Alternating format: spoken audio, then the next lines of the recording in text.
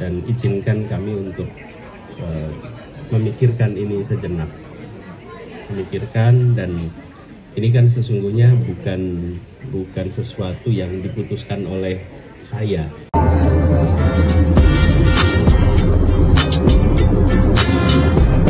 Saat ini saya belum memutuskan. Jadi saya masih menunggu. Banyak yang berspekulasi, tapi saya tidak mau spekulasi dulu sekarang. Lebih baik tunggu dulu sampai betul-betul saya sendiri dengan keluarga, dengan teman-teman semua, dengan senior mendiskusikan, terus baru nanti kita putuskan langkahnya.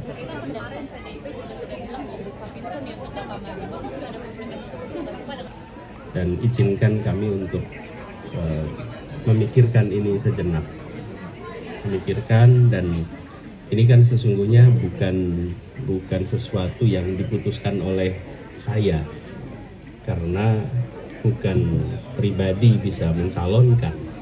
Yang bisa mencalonkan adalah partai, yang bisa mencalonkan adalah warga.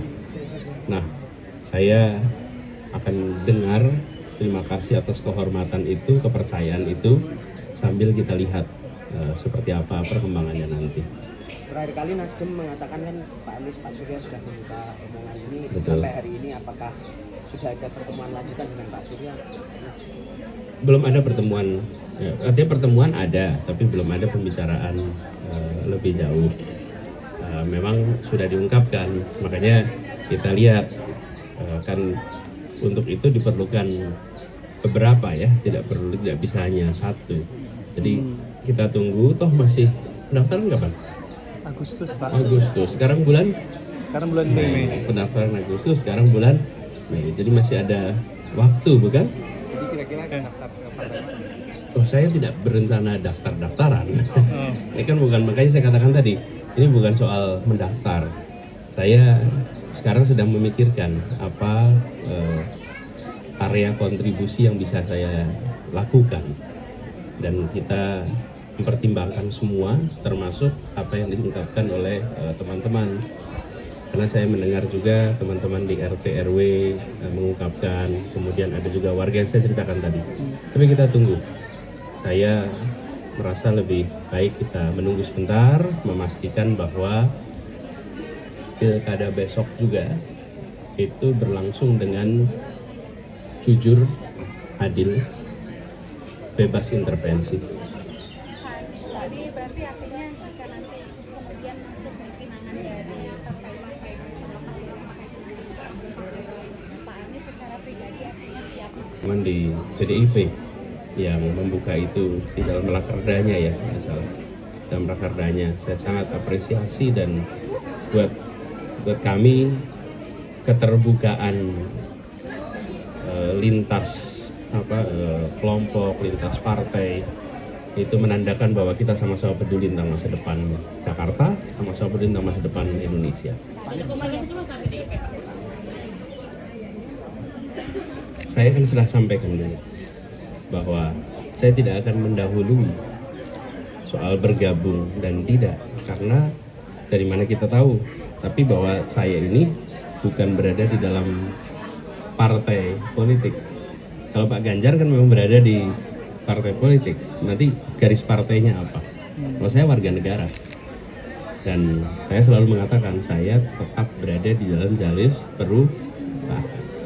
Karena kalau bilang saya mau ikut, diundang aja tidak, mau bilang tidak, diundang aja belum, jawabnya apa? Gitu. Betul nggak? Siapa yang mau ngajak? Jadi kalau saya bilang saya nggak mau ikut, memang diajak. Terus dia bilang nggak mau ikut, memang kapan ngajaknya? Enggak kan? Nah, jadi saya katakan, tapi pakemnya nih, yang mendapatkan amanah konstitusi dari sebuah proses pilpres itu berada di dalam kabinet. Yang tidak mendapatkan amanah berada di luar kabinet. Itu pakem itu saya katakan dari dulu. Jadi saya merasa pakem itu baiknya dihormati, dan saya berencana menghormati pakem itu. Pak Anies. Maka Anda adalah tidak benar, Anda tidak sehat. ini cara pandang yang bisa mengganggu demokrasi. Jadi saya cenderung untuk jangan menggunakan istilah-istilah yang bisa merusak perbedaan. Ini sehat loh. Apa sih sehat itu? Ketika ada sebuah rencana dapat kritik, itu sehat sekali. Sehingga apa? Sehingga yang punya rencana itu harus memberikan penjelasan lebih dalam, argumen lebih luas.